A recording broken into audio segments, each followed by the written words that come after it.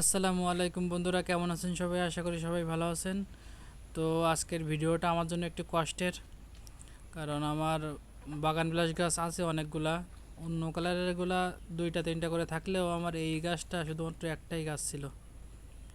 এটা হচ্ছে গোলাপি কালারের ফুল হয়ে গেছে, একটাই গাছ আমার। এটা হচ্ছে মাদার গাছ।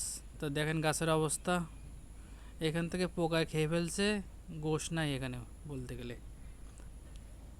আমি এখানে ফাঙ্গিসাইড লাগাই দিছি। আমি বাসায় ছিলাম না, আমি বাইরে থেকে বাড়ি এসে দেখি যে এই অবস্থা, এখানে একদম নরম হয়ে গেছে। তো আমি ফাঙ্গিসাইড লাগাই দিছি, অবশ্য কোনো কাজ হবে না, ওতে মারা যাবে গাছ। আর এ পাশের ডালেও এই সেম অবস্থা, এই যে দেখেন দেখা যাচ্ছে ছিলে যাচ্ছে।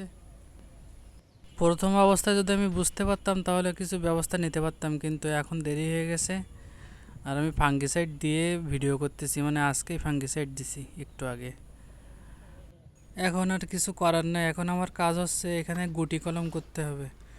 এই যে একটা ডালে গুটি কলম করা আছে, আর না দুইটা ডালে করা আছে। আর এখানে যত সম্ভব যে কয়টা করা যায়, মানে যে কয়টা গাছ বানানো যায়, যে কয়দিন গাছ বেঁচে আছে চেষ্টা করতে হবে গাছ বানানোর।